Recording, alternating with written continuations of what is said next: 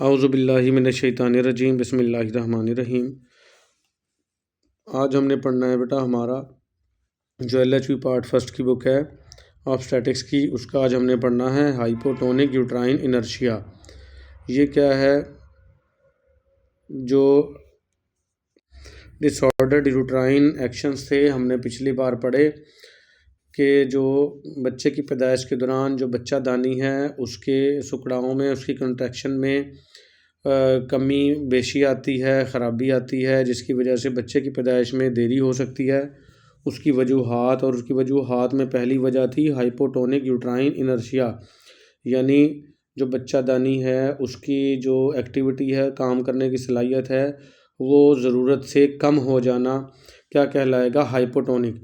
जहाँ हाइपर का लफ्ज़ हो ज़्यादा, हाइपो का मतलब कम, तो यूट्राइन इनर्शिया यूट्रस की जो हरकत है बच्चे के पैदाइश के लिए जो होती है, दर्दें उठती हैं, मरोड़ उठते हैं ताकि बच्चा डिलीवर हो जाए, वो कम हो जाना। ये देखें 4 थी, कल हमने पढ़ी थी हाइपोटोनिक यूट्राइन इनर्शिया और इनकोऑर्डिनेट यूट्राइन एक्शंस, और इसकी मज़ीद सारी इकसाम थी ये वाली, तो इनको हमने डिस्कस करना है कंप्लीट। तो आज पहली कौन सी है? हाइपोटोनिक यूट्राइन इनर्शिया, जो हम पढ़ने लगे हैं। तो आगाज़ करते हैं बेटा इसका। जिसने पिछला लेक्चर ना सुना हो वो सुन सकता है। Labour progresses slowly, दर्दें Aahista Aahista शुरू होंगी इसमें। कॉन्ट्रैक्शंस आर वीक, और जो यूट्रस जो बच्चा दानी है उसमें सुकड़ाव आते हैं जो बच्चे को नीचे की तरफ धकेलते हैं, वो कमज़ोर होंगे इसमें। At short and not very painful, ये छोटे छोटे होंगे और ज़्यादा दर्दें भी नहीं होंगी इसमें हाइपोटोनिक यूट्राइन इनर्शिया में। दे में बी रेगुलर आर इरेगुलर, ये रेगुलर भी हो सकते हैं और इरेगुलर भी। रेगुलर कहते हैं हर 5 मिनट के बाद दर्द होना, फिर अगले 5 मिनट बाद, फिर अगले 5 मिनट बाद, फिर अगले 5 मिनट बाद, ये है रेगुलर। 5-5 मिनट का वक्फ़ा या 10-10 मिनट का वक्फ़ा या 8-8 मिनट का वक्फ़ा, ये रेगुलर है। इरेगुलर है एक बार 5 मिनट बाद हो गए, फिर 8 मिनट बाद हुए, फिर 3 मिनट बाद हो गए, फिर 11 मिनट बाद हो गए। ये वक्फ़े कम या ज़्यादा हो जाना वो इरेगुलर कहलाते हैं। तो ये रेगुलर वक्फ़ों से भी दर्दें हो सकती हैं, इरेगुलर वक्फ़ों से भी दर्दें हो सकती हैं। Both at the start of the labour, और दोनों चीज़ें दर्दों के शुरू में होंगी। और any stage of the labour, या कोई भी जो पैदाइश का दौरानिया है उस वक़्त ये हो सकता है। क्या? Hypotonic uterine inertia. At times, उस वक़्त it is difficult to differentiate it from false labour, इसको फॉल्स लेबर से फ़र्क करना मुश्किल हो जाएगा। There is no disproportion, and इसमें कोई डिस्प्रपोर्शन नहीं होगी। And therefore the mother and the baby is no immediate danger, और माँ को और बच्चे को कोई अचानक रोनुमा होने वाले ख़तरा इसमें नहीं होता हाइपोटोनिक यूट्राइन इनर्शिया में। थोड़ी थोड़ी दर्दें हो रही हैं, इससे बच्चे को कोई ज़्यादा मसला नहीं होगा, लेकिन बच्चा पैदा भी नहीं होगा और मसला भी ज़्यादा नहीं होगा, लेकिन माँ को तकलीफ़ बर्दाश्त करनी पड़ रही होगी।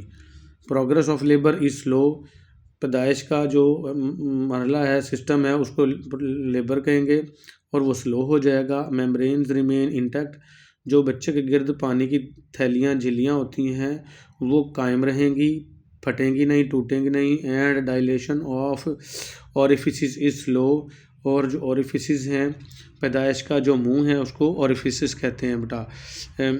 उसकी जो है वो खुलता होता है 1 फिंगर, 2 फिंगर, 3 फिंगर, मैंने पिछले लेक्चर्स में दिखाया आपको, मज़ीद दिखा देता हूँ।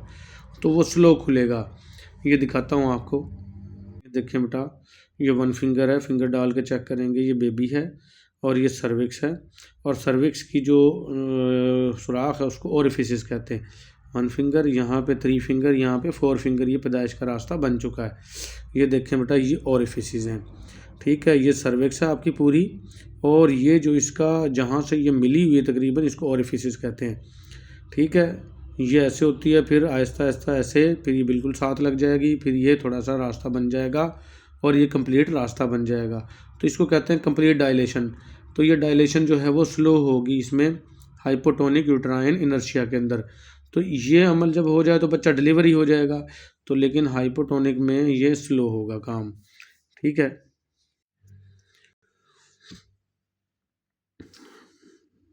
तो ये बता रहा था बेटा कि डायलेशन जो है वो ओरिफिसिस की, OS शॉर्ट में ओरिफिसिस के लिए लिखा है, तो ये स्लो होगा। दिस में go on for 2 to 3 days, ये 2 से 3 दिन में भी जा सकता है। And finally the mother suffers from lack of sleep, और आखिरकार माँ जो है वो उसको नींद की कमी हो जाएगी, क्योंकि बेचारी को कभी भी दर्दें शुरू हो सकती, नींद नहीं आएगी, उसको पूरी नहीं होगी नींद।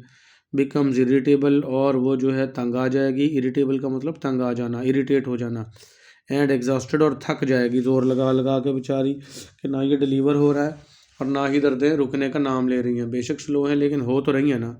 ट्रीटमेंट क्या होगी, इसका इलाज क्या होगा? Transfer the patient to the hospital, ऐसे मरीज़ को अस्पताल में भेजना है। When labour extended beyond 12 hours, जब दर्दें 12 घंटे से ज़्यादा की हो चुकी हों तो उसको हॉस्पिटल भेज दो। और इन हॉस्पिटल में डॉक्टर क्या करेगा? द पेशेंट इज़ सीडेटेड, मरीज़ को सुकूनावर दवा दी जाएगी टू इंश्योर स्लीप, ताकि उसकी नींद का यकीन दहानी करवाई जा सके कि मुकम्मल तौर पे वो बेचारी सो जाए सुकून से, क्योंकि वो सो नहीं पाई होगी। डिहाइड्रेशन इज़ करेक्टेड, जो उसको पानी की कमी हो चुकी है ज़ोर लगा लगा के उसको करेक्ट किया जाएगा। ड्रिप श्रिप लगाएंगे बाय इंट्रावेनस फ्लूइड, ड्रिप के ज़रिए। इंट्रावेनस फ्लूइड क्या होता है? ड्रिप लगा देना। आगे पढ़ते हैं बेटा। When the general condition of the patient is satisfactory, जब आम हालात जो है मरीज़ के वो बेहतर हों, सेटिस्फैक्ट्री हों, द डॉक्टर डिसाइड्स, डॉक्टर फैसला करेगा टू स्टिमुलेट लेबर, कि वो दर्दों को मज़ीद तेज़ करेगा। इधर by rupture of membrane, rupture of membrane के ज़रिए, क्योंकि बेटा जब दर्दें ज़्यादा बढ़ानी हो ना तो बच्चे के गिर्द जो पानी की थैली है ना उसको पंचर कर दिया जाता है, उसको कहते हैं रप्चर ऑफ मेम्ब्रेन। ठीक है, तो मेम्ब्रेन को रप्चर करके दर्दें बढ़ानी हैं। और बाई पिटोसिन ड्रिप, या पिटोसिन की ड्रिप लगानी है। पिटोसिन, ऑक्सीटोसिन इसके अंदर इंजेक्शन होता है पिटोसिन में, और ये लगा दिया जाए तो भी दर्दें बढ़ जाती हैं। तो डॉक्टर फैसला करेगा जब मरीज़ की हालत नॉर्मल हो जाएगी कि दर्दें बढ़ानी हैं, मेम्ब्रेन को फाड़ के दर्दें बढ़ानी है या पिटोसिन ड्रिप लगा के बढ़ानी है।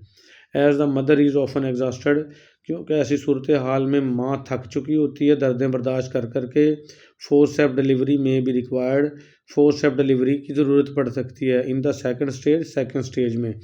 मैं दिखाता हूँ आपको बेटा, पिटोसिन ड्रिप भी दिखाता हूँ, इंजेक्शन भी दिखाता हूँ, और ये फोर्सेप्स डिलीवरी भी दिखाता हूँ। ये एक औजार नुमा चीज़ होती है चिमटे टाइप की, ये पैदाइश के रास्ते में अंदर दाखिल करके और बच्चे को इससे पकड़ के डिलीवर करवाया जाता है। मैं दिखाता हूँ आपको।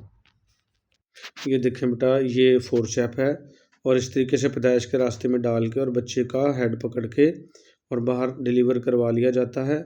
और फिर बच्चा जैसे ही बाहर आ जाए तो फिर उसको हाथों की मदद से डिलीवर करवा लेते हैं। ये देखें फोर्सेप डिलीवरी।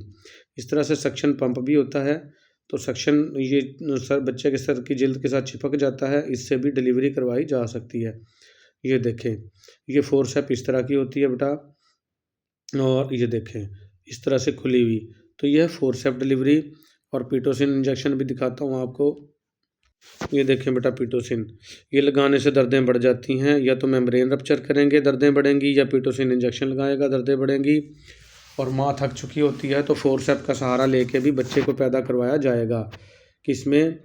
ये जो हाइपोटोनिक यूट्राइन इनर्शिया है इसके अंदर बेटा, इस सूरत हाल में। तो ये था बेटा 5वां पॉइंट पढ़ते हैं हम। 4 हमारे कंप्लीट हो गए थे। इफ़ लेबर इज़ प्रोलॉन्ग, अगर दर्दें ज़्यादा देर हो चुकी हो, चल रही हों, there is a danger of postpartum haemorrhage, यहाँ पर ख़तरा होगा बाद में, पैदाइश के बाद में खून के जारी होने का। पोस्ट कहते हैं बाद में बेटा, पार्टम हेमरेज पैदाइश के बाद खून का जारी होना। ये 2 कंडीशनें होते हैं, एक APH होता है एंटी पार्टम हेमरेज, पैदाइश से पहले खून का जारी होना, और एक होता पोस्टपार्टम हेमरेज, इसको शॉर्ट में PPH बोलते हैं, ये पैदाइश के बाद खून का जारी होना होता है। एंड प्रोफाइलेटिक एर्गोमेट्राइन इज़ गिवन, तो इसीलिए एक इंजेक्शन है एर्गोमेट्राइन वो देंगे, प्रोफाइलेटिक कहते हैं ताकि मामला बिगड़े ना, उससे बचने के लिए एर्गोमेट्राइन देंगे। इज़ गिवन दिया जाएगा विद बर्थ, पैदाइश के साथ ही, ऑफ द एंटीरियर शोल्डर, अगले वाले कंधे पे, अगले कंधे की तरफ ना माँ के फ़ौरन ही यही एर्गोमेट्राइन इंजेक्शन दे देंगे ताकि PPH यानी पोस्टपार्टम हेमरेज से बचा जा सके। फिर आ जाएगा इनकोऑर्डिनेट यूट्राइन एक्शन। इनकोऑर्डिनेट यूट्राइन एक्शन में क्या होगा कि जो बच्चादानी है वो ठीक से यानी कि उसके कुछ हिस्से हरकत कर रहे होंगे, कुछ हिस्से हरकत नहीं कर रहे होंगे, उसको कहेंगे इनकोऑर्डिनेट यूट्राइन एक्शन। वो हम पढ़ेंगे अगले लेक्चर में। आज के लिए हमारा इतना ही बेटा, मिलेंगे अगले लेक्चर में। अल्लाह हाफिज़।